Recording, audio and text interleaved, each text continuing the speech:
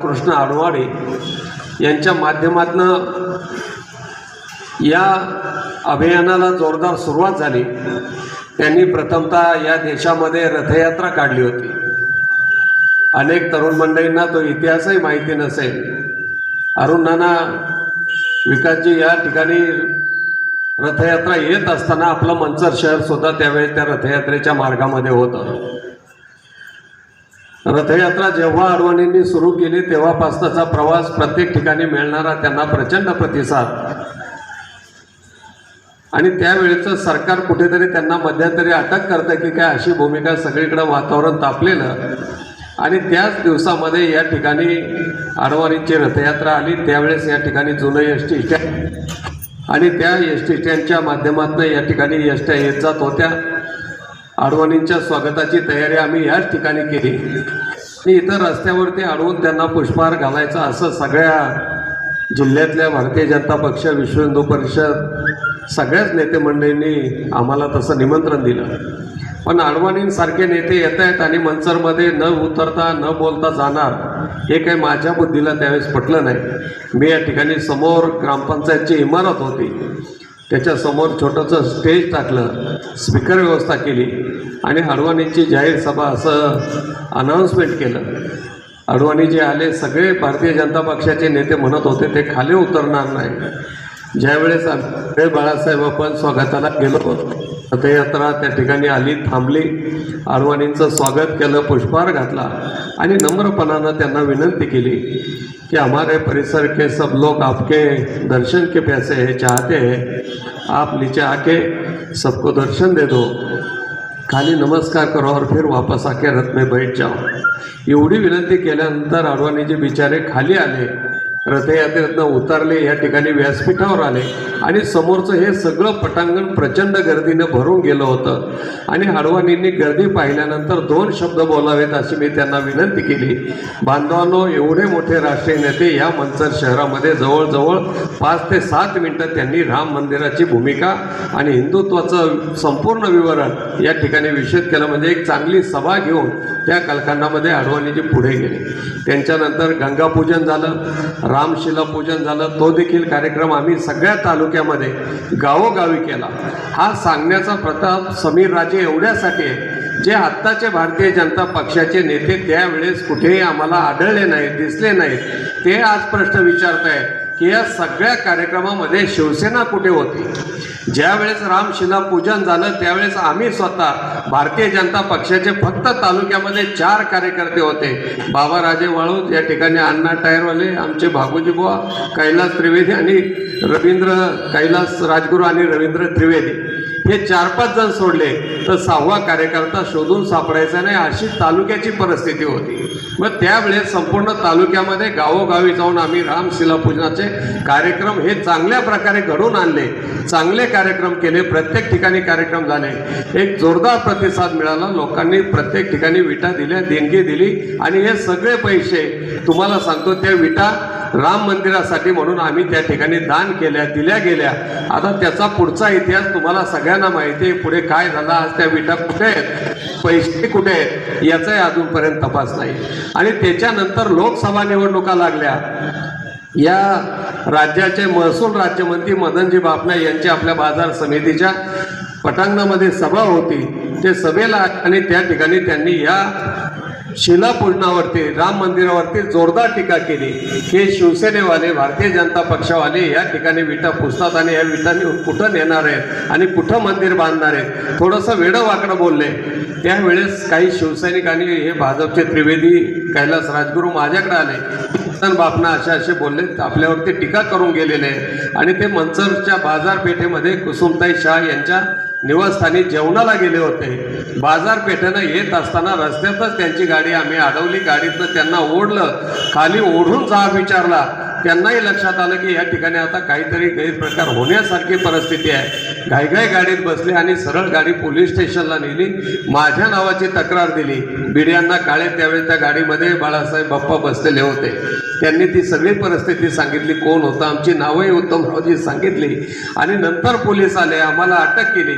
मी जवळजवळ त्या कार्यक्रमात त्यावेळेस 15 दिवस अटकेमध्ये होतो. हे आवर्जून या ठिकाणी सांगतो, कारण हे आम्ही भोगलेलं आहे. केवळ काँग्रेसचे नेते येतात, टीका करतात, मग त्यांना अडवायचं, त्यांना कॉलर धरणे इथपर्यंत आमचे हात गेले, याची शिक्षा आम्हाला झाली. आम्ही त्यावेळेस केसेस अंगावर घेतल्या आणि अशा प्रकारे हा सगळा करत करत 1990 साली ऑक्टोबर महिन्यामध्ये पहिली कार सेवा सुरू झाली. त्या पहिल्या कार सेवेला बाप्पा आंबेगाव तालुक्यातनं आम्ही 7 जण गेलो होतो. त्याच्यामध्ये आमचे शिंदे या ठिकाणी बसलेले आहेत, आमचे सहकारी दिनेश गवळी समोर बसलेले आहेत, बाबाराजे वाळुंज होते, रवींद्र त्रिवेदी भारतीय जनता पक्षाचे आणि आमचे 2 लोणीचे शिनलकर बंधू शिवसैनिक त्या ठिकाणी होते. म्हणजे त्याही वेळेत बाबाराजे आणि त्रिवेदी हे फक्त 2 भारतीय जनता पक्षाचे, आम्ही 5-6 लोक हे शिवसैनिक होतो. म्हणजे पहिल्या कार सेवेत सुद्धा शिवसैनिकांची संख्या ही जास्तीची होती. आम्ही गेलो, परंतु ती कार सेवा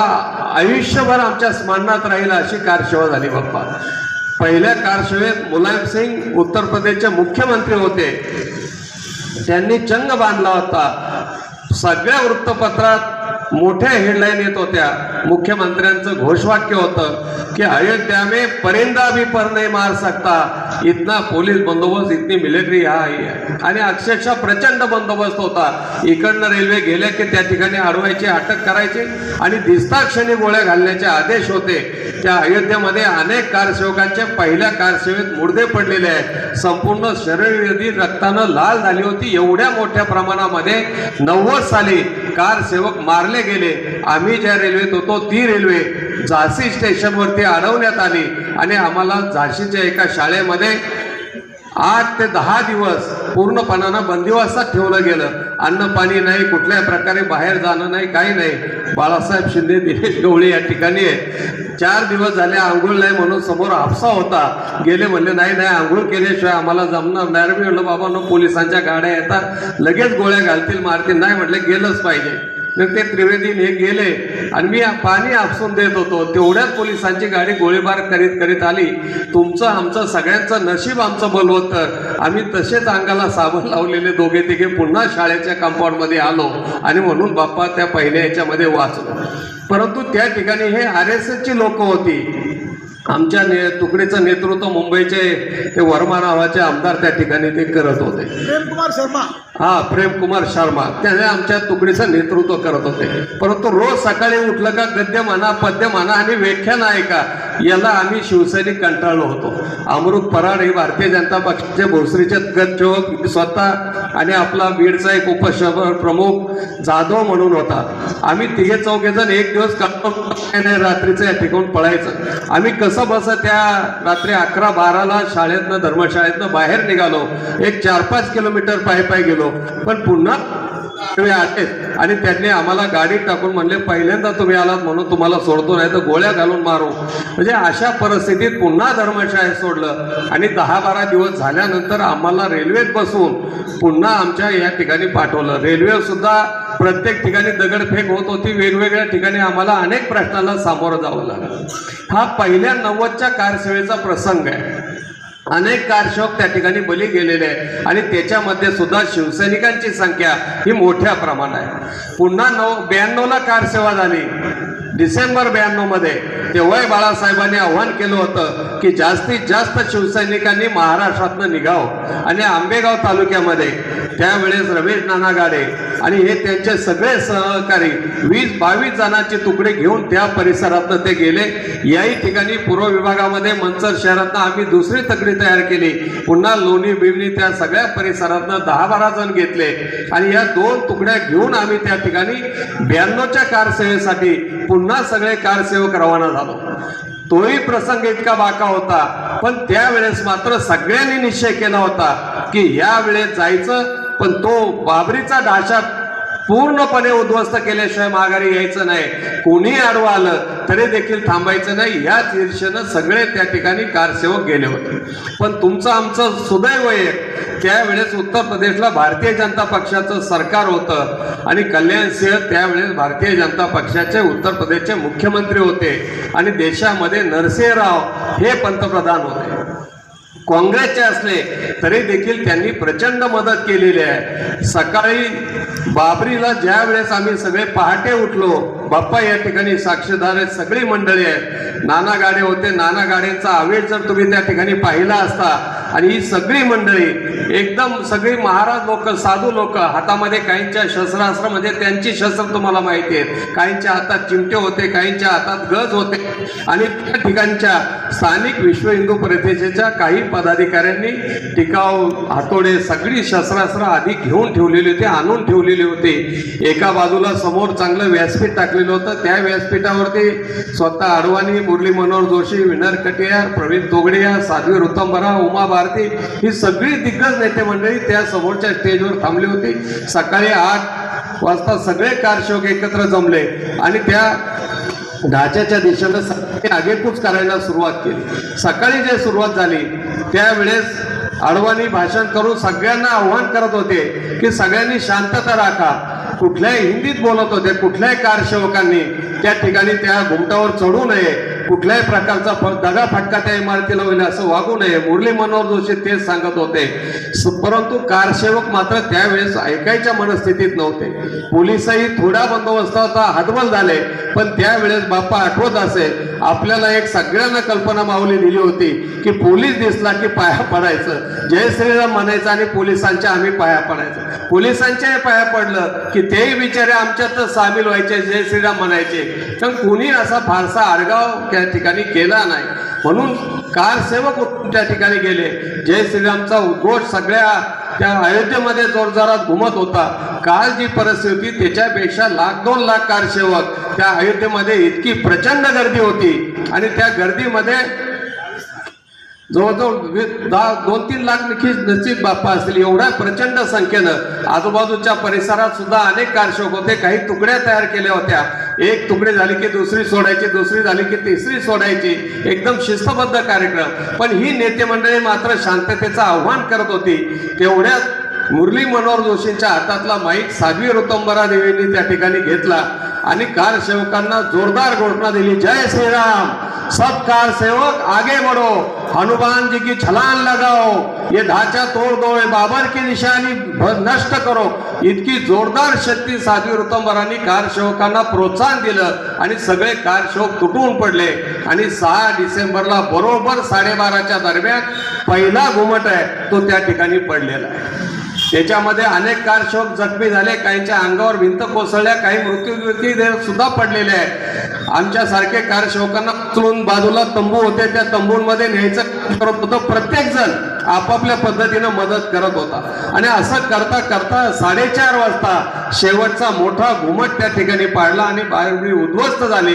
पण सगळ्यात आश्चर्याची एक गोष्ट आहे की त्या ठिकाणी ड्युटीवर असणारे पोलीस त्यांनी पाहिला आता हा सगळा ढाचा पडलेला आहे. त्यातल्या 5-7 जणांना अंगावरचे शर्ट काढले, बेल्ट काढले, टोपी काढली आणि बनियन पॅन्ट वरती त्या मस्जिदीमध्ये त्या ढाचा आणि त्या ठिकाणी जाऊन रामलल्लाची मूर्ती हातामध्ये घेतली आणि बाजूला आले आणि बाजूला त्या ठिकाणी रामलल्लाची मूर्ती सुखरूपपणानं पोलिसांनी आणून ठेवली आणि कारसेवकांनी त्यांना लगेच त्याच विटा घेतल्या, 4 भिंती रचल्या आणि उत्तमराव त्या ठिकाणी छोटंसं मंदिर लगेच तयार केलं.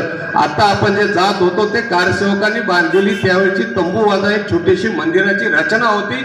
त्याही ठिकाणी सगळ्या कारसेवकांचे हात लागलेले आणि नंतर पोलीसही कारसेवक लागले आणि सायंकाळी मात्र सगळं झाल्यानंतर नरसिंहरावनी बाजूला ठेवलेली सगळी जी काही मिलिटरी होती ती संध्याकाळी बाबरी सगळी उद्ध्वस्त झाल्यानंतर त्या सगळ्या मिलिटरीचा प्रवेश संध्याकाळी. मग मात्र सगळ्या कारसेवकांची पळापळ झाली, लाठीमार झाला, गोळीबार झाला. त्याच्यातही काय कारसेवक मेले गेले कसे बसे, ज्याला जसं जमल. मग मात्र सगळ्यांची वाटाच झाली. आम्ही जाताना एकत्र गेलो, येताना मात्र कोण कसा आला कोण कसा आला कुणालाही माहित नाही. मिळेल त्या रेल्वेत बसले, पण रेल्वेची सुद्धा वाईट परिस्थिती होती. रस्त्यामध्ये जागोजागी रेल्वेच्या पटऱ्या उकरून टाकल्या होत्या, रेल्वेची चाकं काढली. 1-2 दिवस एक रेल्वे जागेवर थांबून होती. त्याही ठिकाणी कुणाला अन्न पाणी नाही. चालू रेल्वे दगडफेक होत होती. प्रचंड तणावाखाली इथे महाराष्ट्रात पोहोचेपर्यंत आपण जिवंत परत जातो की नाही ही धास्ती मनामध्ये होती. म्हणजे प्रत्येक या ठिकाणी बसलेले सगळे कारसेवक हे स्वतः त्या ठिकाणी लाठीच्या अंगावर खाली दगा फटका होईल मरण मुठीत घेऊन मरण हातात घेऊन त्या ठिकाणी आळंदीला गेले होते. पण आज जे गामजा मारतायत की शिवसेना कुठे होती. अरे प्रत्येक शिवसैनिक हा घुमटावरती चढलेला होता. आणि तुम्हाला अभिमानानं सांगतो की नाना गाडे बरोबर असताना सगळी ही आमची टीम ही सगळी घुमटापर्यंत पोहोचलेली होती. तो घुमूट पाडण्यामध्ये आंबेगाव तालुक्यातल्या शिवसैनिकांचा मोलाचा आणि सेनाचा वाटा आहे हे सांगत असताना निश्चित अभिमान वाटतो. आणि आज काल परवा भारतीय जनता पक्षाचे जे नेते झालेले आहेत ते आवर्जून प्रश्न विचारतात की शिवसेना कुठे होती. आदरणीय शिवसेना प्रमुखांचा विश्वास शिवसेना प्रमुखांना दिलेला शब्द सगळ्या शिवसैनिकांनी तो मनावरती घेतला आणि जीव हातामध्ये घेऊन आम्ही सगळे त्या ठिकाणी त्या कारसेवेसाठी गेलो होतो. जिवंत राहिलो जगलो वाचलो म्हणून आलो.